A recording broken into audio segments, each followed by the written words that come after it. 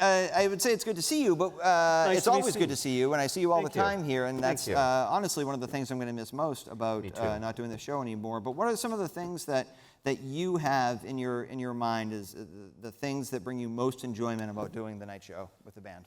Oh, all of it, because, you know, the most fun has been between every segment of the show, when we get to have even more comedy from you, your one-liners. That's debatable. No, they are wonderful. And just the atmosphere, you know, we love our studio audiences so much, and I'm really going to miss that because the energy, but we have you to thank, too, as musicians, because you gave us a place to share our music for how many years? And a lot of people don't know this. Danny is a great musician himself. A lot of people really, he is. Yeah. Thank you. Yeah, Danny is a top-notch bass player. He played a lot of R&B over the years, but where I first heard him was big band jazz playing, and that's a hidden secret. He is so good. So yeah, I'm really, plus a great tuba player. We've played polka bands together. We don't talk about the tuba playing.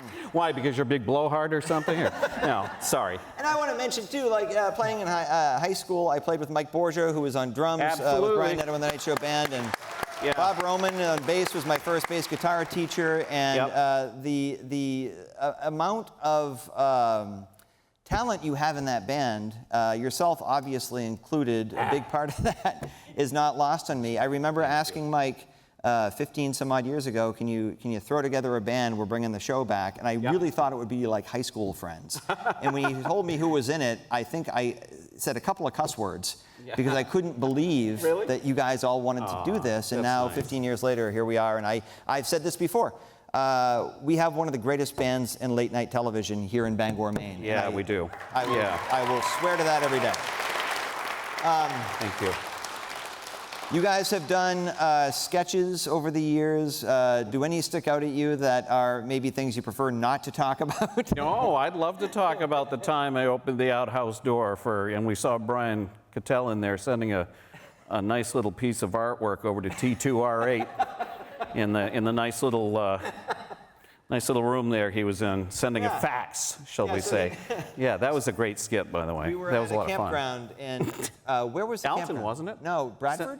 Bradford, right, center of the universe, right? Granville Junction. Oh, That's right, Granville Junction, yeah. And so we were playing wiffle ball, and the scene was that somebody hit the ball, and then there was an outhouse, porta potty, and Brian Nadeau runs into the shot, opens the porta potty door, and there's Cattell dropping a deuce. Yes. And, and the wiffle ball goes right into the porta potty. Brian shuts the door and runs off.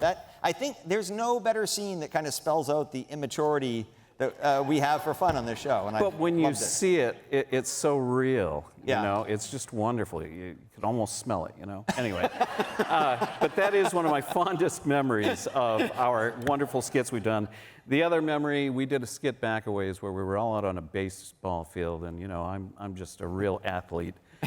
And I remember I discovered something in my pocket just before we were shooting, but I discovered a roll of something in my pocket, and it was poop bags for my dogs. And I said, look, everybody, if this really shocks you to do this sort of thing, I brought poop bags, so we'll all be okay. But it was fun. We've had such a great time, Danny. You know, it's been a great run. But I want to take a second here, too, and I want to thank the members of the band because, you know, as a band leader, as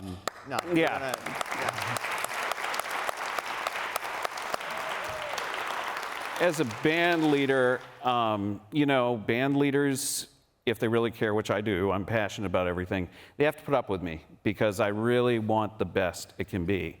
So they would take everything I would suggest, and then they made it into magic. And I am, you know, you just don't find musicians like that. So this band is as good as anything you'd find north of Boston, if not working within the Boston major city market.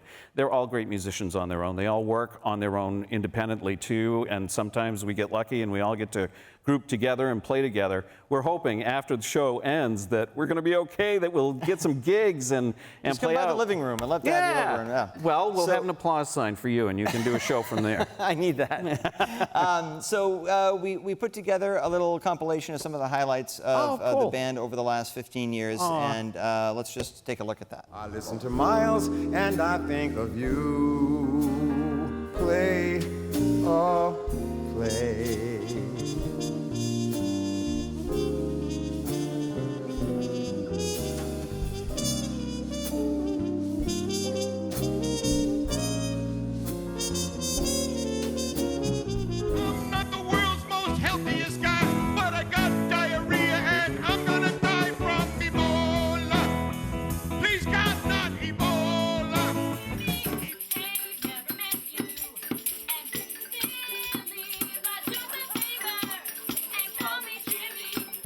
alligator, please push number 1. I'm going up to the first floor. Would you care to join me for some fun?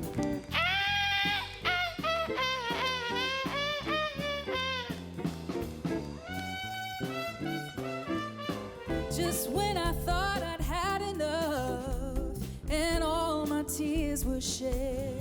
Come in.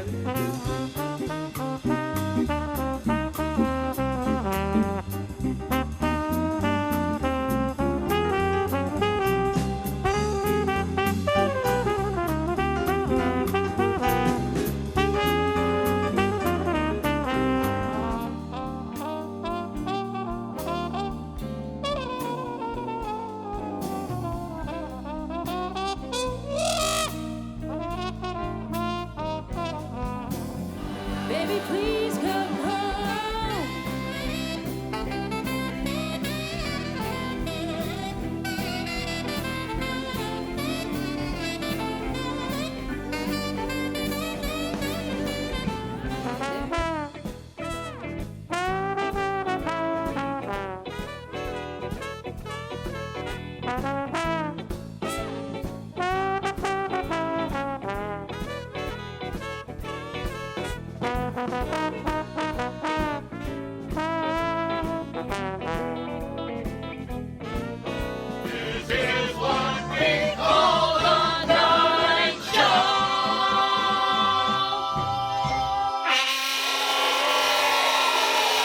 Brian, it's been an absolute pleasure. Thank you so much.